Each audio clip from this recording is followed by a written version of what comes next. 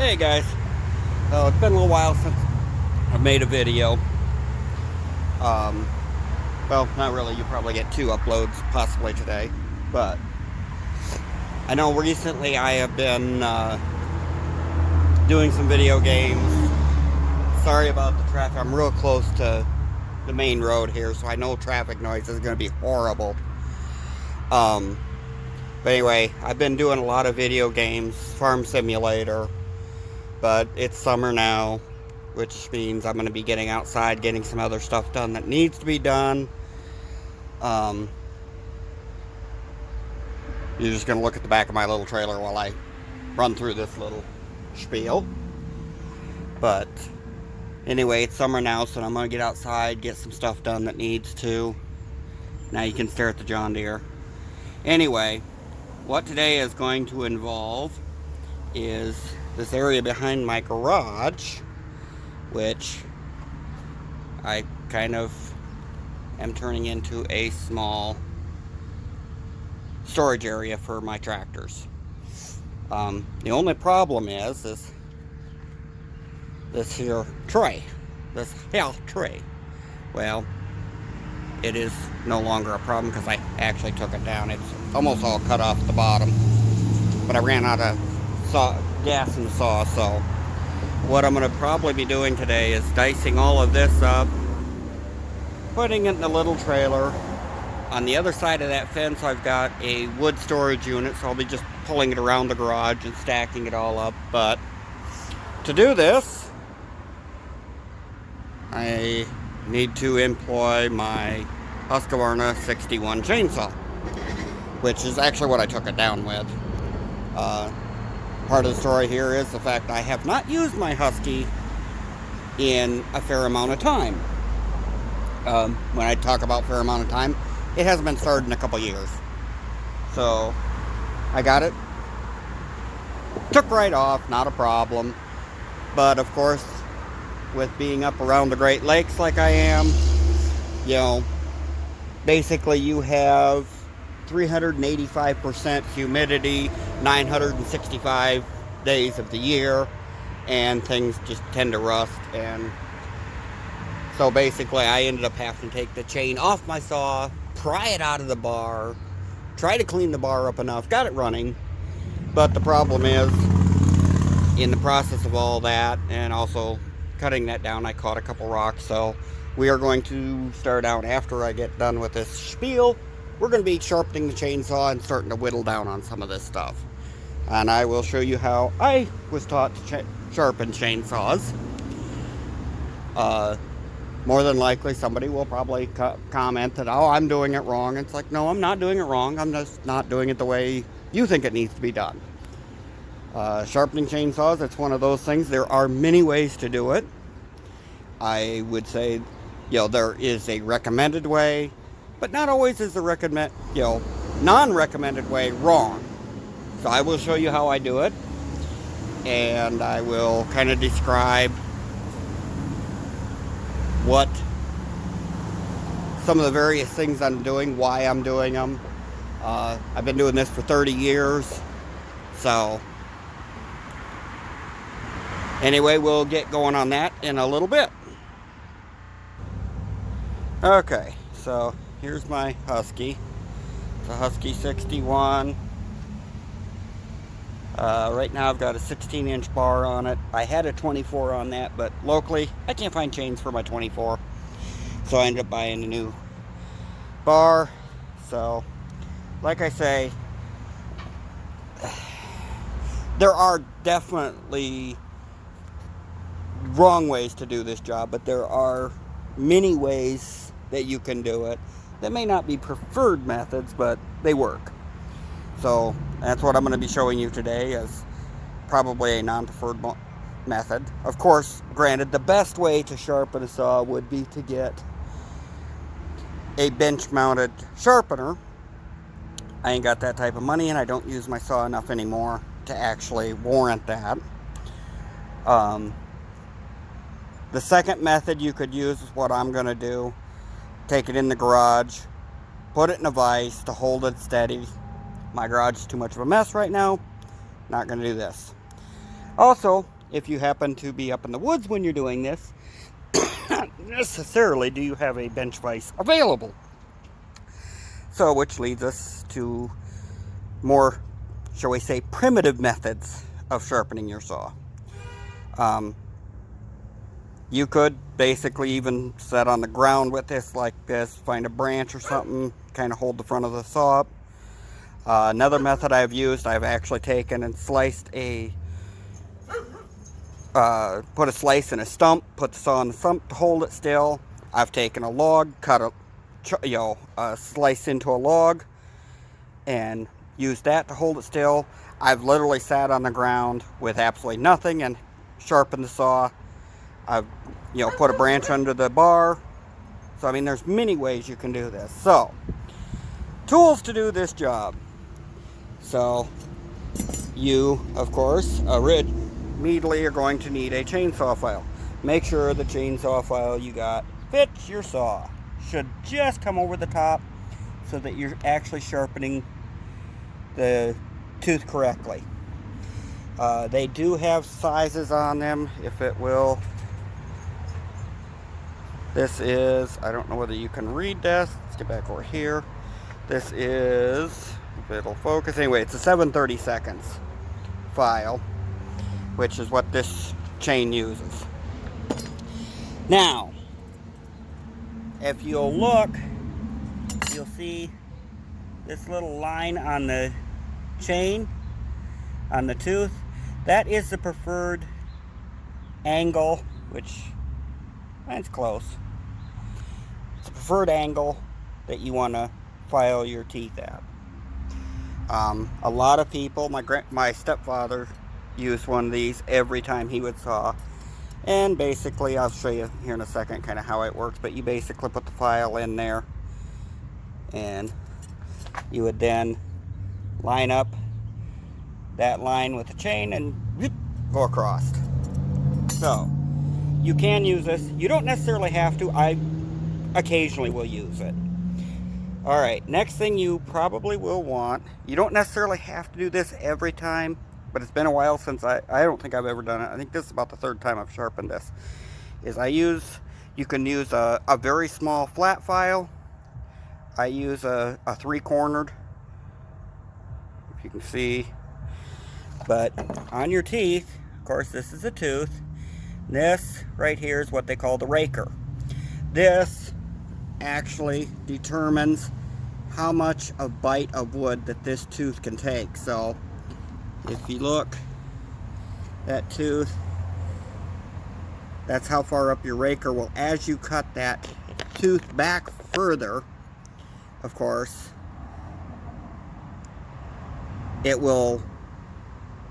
the front of this will be lower, so it actually comes, get me up here where you can see it. Okay, so as you file on this tooth, it'll keep getting shorter and shorter, and as it gets shorter, it gets closer down here to the chain, and your raker, being that it can, controls the amount of bite your wood gets on it, will actually, if you look at it, can actually be above your tooth. Once you get back to the almost worn out point here, that raker can actually be above it. So you actually file the rakers as well and cut them down a little bit. Now I prefer to cut my rakers first, just because if I do accidentally slip and catch the tooth with the file, I'm going to sharpen it afterward. So now the final thing, a lot of times now on my 24-inch bar, it was such a length, I believe it used an odd number of drives. So basically you would have 2 of these teeth pointed the same direction. In other words, this one and this one would be identical instead of being reversed. So it's what we call a set of doubles. It's a way you can determine how far you've revolved the chain to make sure you get all the way around. Another thing a lot of people will do, and I've done it in the past, is just take this and you can run across, and you can just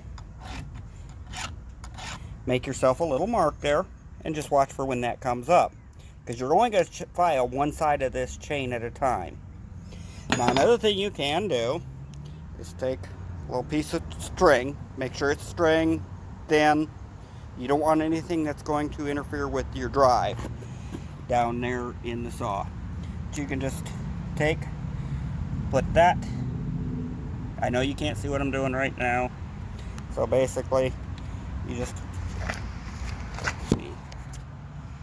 I can't exactly do this comfortably one-handed. Lift the chain up,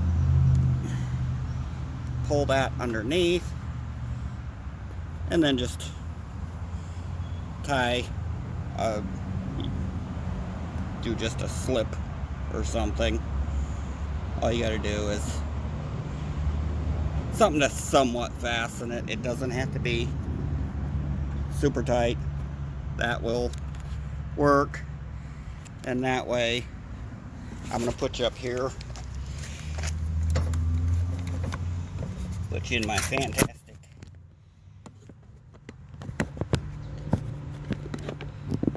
video holder. Go over here. There we go. So that way, here's your string. You can then be able to, and there's a string. You know exactly how far you've been around. So, first thing we're going to do is cut the rakers a little. Like I say, you don't have to do this, and honestly, the rakers you should cut in the same direction as what you're going to file your teeth. So, what I do is put my thumb, 1, 2, 3, 4. You're just barely knocking the tip of that off.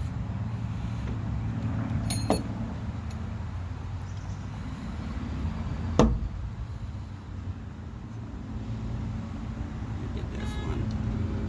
1, 2, 3, 4.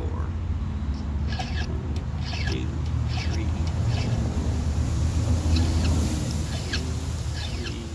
4.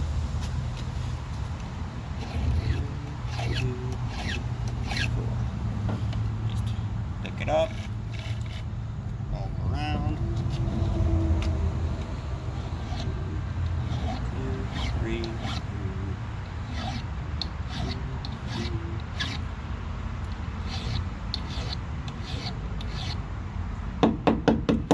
You can hit the file on something every once in a while just to make sure it's clean.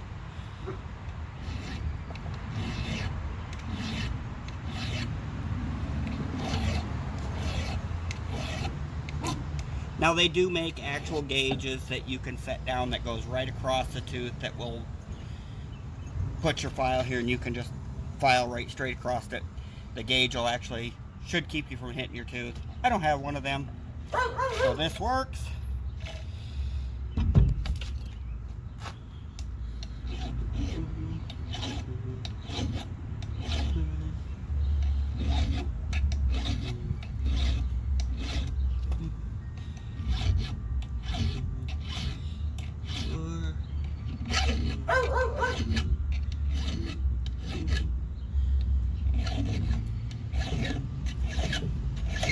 Now, as your saw pitches back and forth, you want to make sure to try to go straight across the top of that raker. Sometimes easier said than done.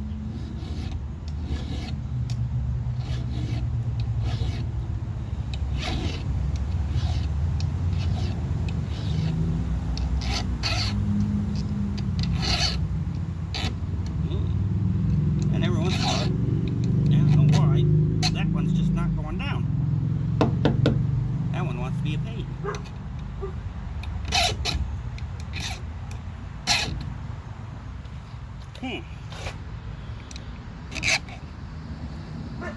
Got a hardened raker or something. There we go. Had something on it. There we go. Alright, these, I think I started ahead of my string. There we go. Alright. So now, what you need to actually do is reposition you to the other side of the trailer. But I would normally not do this, but I'm going to at this case. I'm going to go ahead and sharpen this side. So now, what you do, this is going to be my starting point. So now, big thing when you're sharpening a saw is what actually cuts is going right here across the top of this is actually what cuts your wood. This basically right here just cuts the wood chip off. This is what mainly does your cutting here. So when you put your file in, you want to make sure that you're actually sharpening the top of the tooth here. So if you get down, you end up hooking it, and this tooth isn't fully sharp. So you want to make sure when you do this, let's see here, I'm going to scoop this up a little bit. And also having a little more room is kind of nice. See if I can bug you there. So, this here, these are not the clothes I would ever run this saw in, but they work for right now because I've been just lounging around doing nothing. So what you do, so you can just kind of hump across, lay up across the saw. 1, 2, 3. So, and as you go across it, you'll actually see it chewing on the edge of this tooth, and you can see where they're kind of dull if you really look at them, and you can see that go away as you're filing. Now the big thing is I went 4 strokes on this tooth. You want to make sure to keep your 2 sides even. So if I do 4 on this side, I want to make sure to do 4 on this side, or else what happens, if you get one side a little sharper than the other, your saw will actually start cutting at an angle. If it does that, you know that if it starts cutting this way, this side is actually sharper than this side, so it's cutting, the outside is cutting faster. So then what you would do is then come back and sharpen this side, maybe one more lick, should straighten your saw up. But go ahead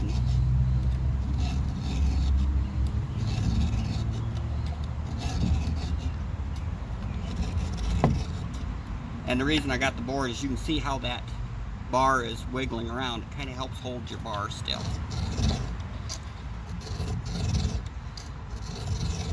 And keep working in a fairly close area to where you got the support on the bar.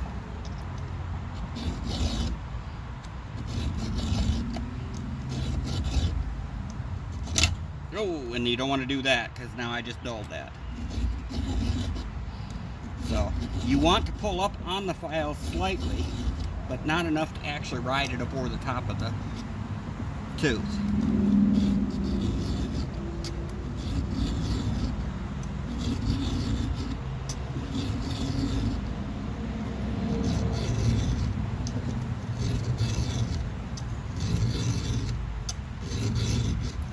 Alright. And you just progress all the way around the chain. So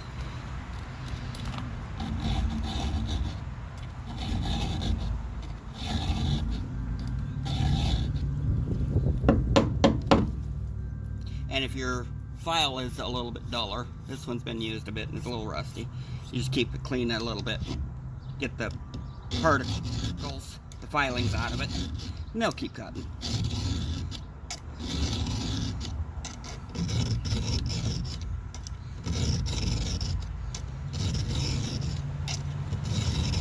Now, I know somebody's going to say, oh, well, you should be using the guide and everything. Yeah, like I say, I've been doing this 35 years. If you do it that long, without a guide, you kind of tend to stay that way. But I can use the guide real quick to kind of show you what it looks like, too. So, what you do, pop it. It's got 2 little deals. Set your file in there, and that's pretty much, and that way actually it kind of helps hold your, you just line it up.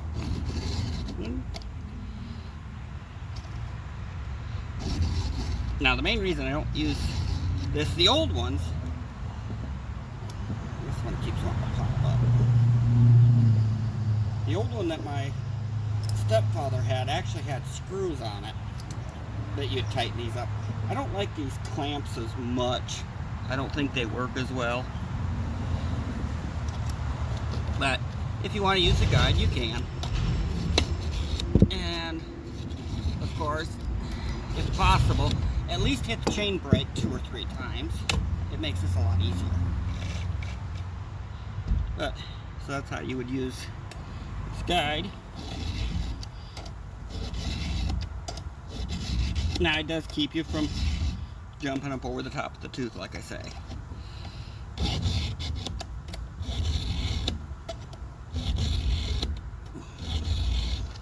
The only thing is I like rotating my file a little bit as I'm filing, because I think it cuts a little better. That's why I don't like this.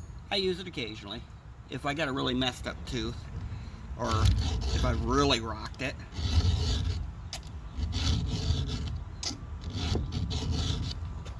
I'll use that.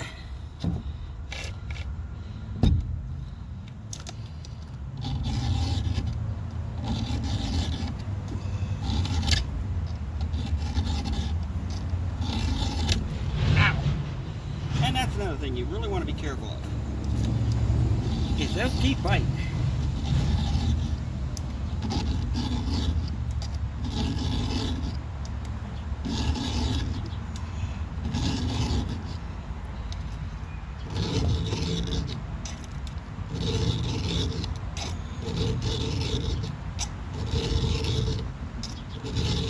Alright, so that's that side. So now I'm going to reverse you over to the other side of the trailer.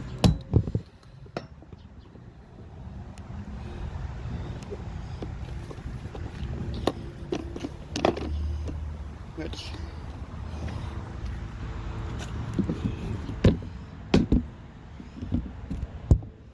alright, come on.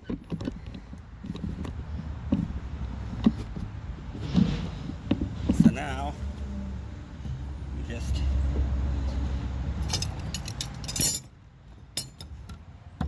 turn this guy around. Now this side, a little different. Be right back.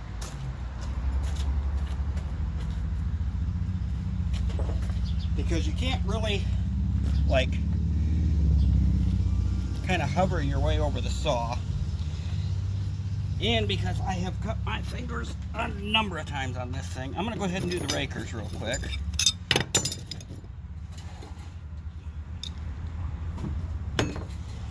I'm out of there. So, I can do the rakers without these. So, it's a little bit difficult because now I'm not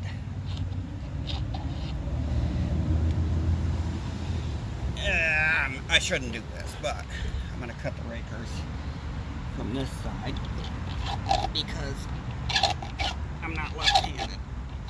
It's a little bit more difficult. Probably shouldn't do it this way. But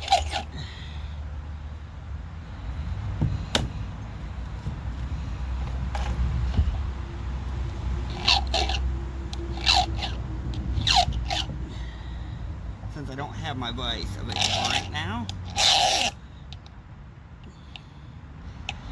come on.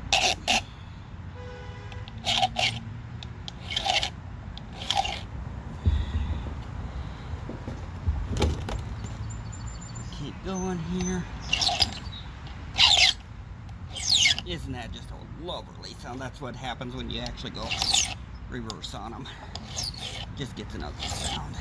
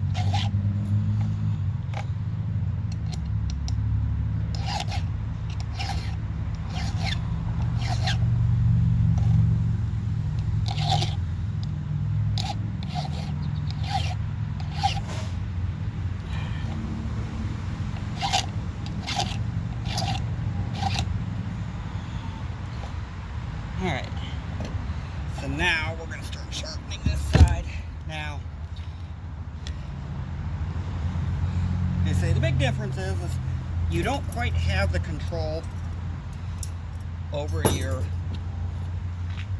file with it this direction. So I usually, because you're coming up like this, I'll usually end up with my thumb or my finger getting skewered on that one. So I just throw something over the top of it, because I am sure I will slip at least once or twice during this sharpening. And that has saved my butt a lot of times.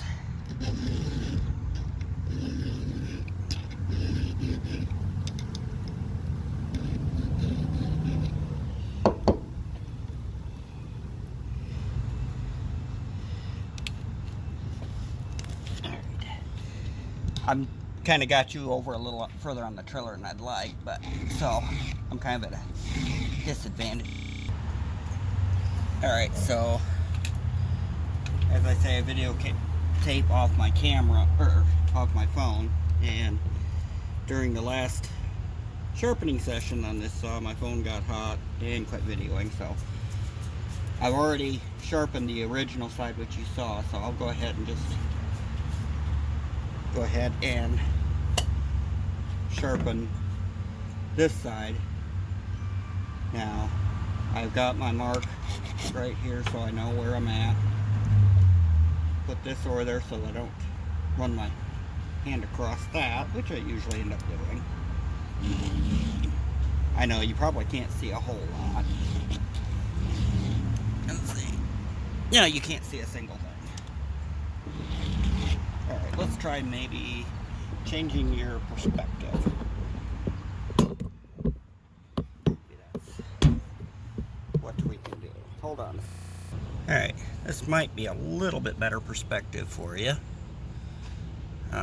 See if I can, like, punch in the nose or something. So.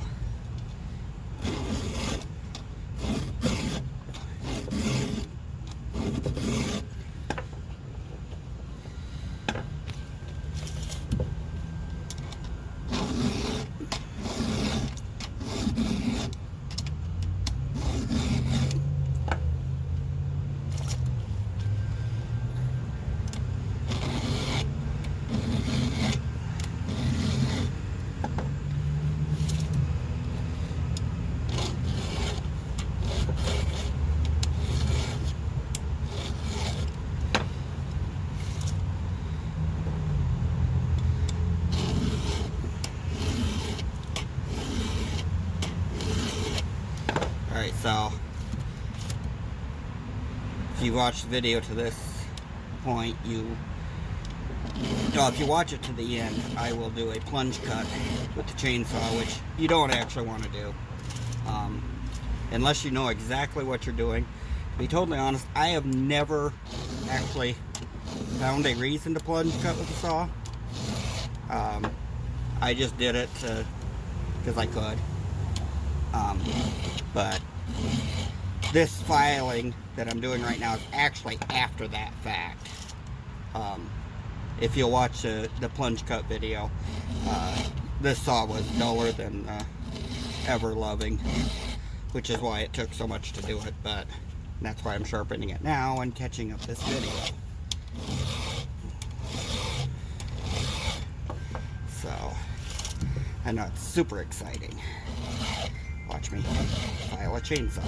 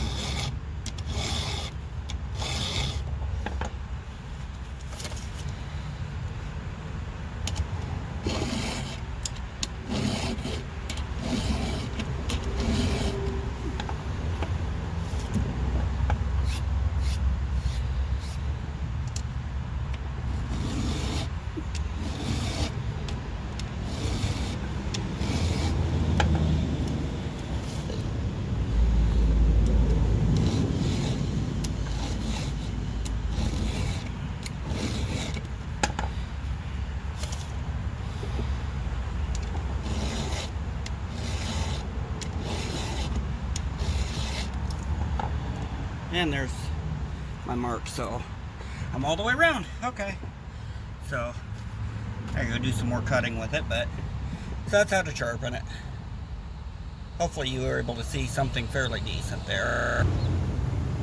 So just got the saw sharp again, but need to go ahead and tighten the chain, so I thought, what the heck, that's way too loose.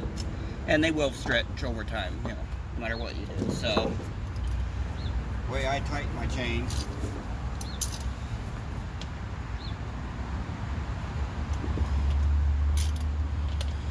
go ahead and loosen these two bolts, nuts, studs, whatever you want to call them, the fixment points. And as you notice, that bar can wiggle up and down when you do it.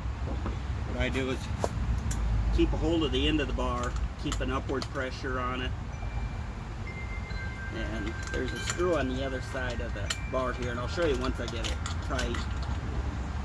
But you just clockwise to tighten the chain, counterclockwise to loosen it.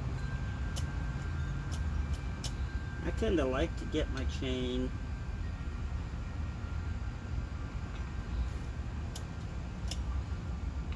don't like them too tight. You don't want them too tight because then you'll just wear the bar out. I like them where the guys are just clearing the bar.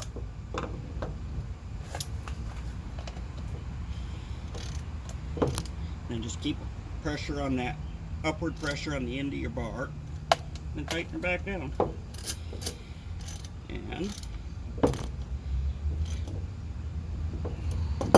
voila. And that's not too tight. You want a little bit of play in there because that chain will heat up as you're cutting, no matter how much oil you put on and everything. If you've got it too tight, it'll just start binding up as you're running. So I like about 1/2 to 3/4 of an inch of slack in it. You don't want it too much or it'll jump.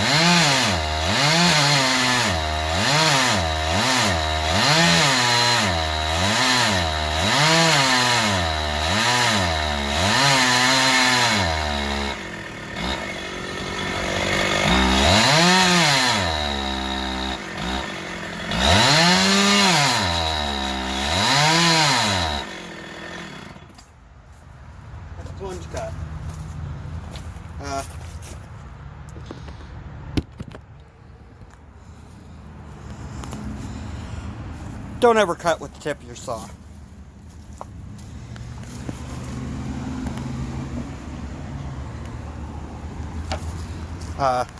Unless you know exactly what you're doing. That could have turned out very, very bad. Now this chain is extremely dull. Sorry for the road noise, I'm right off the road. That's why it took me a lot more to get through that. But that was showing you something never to do with your chainsaw unless you know exactly what you're doing.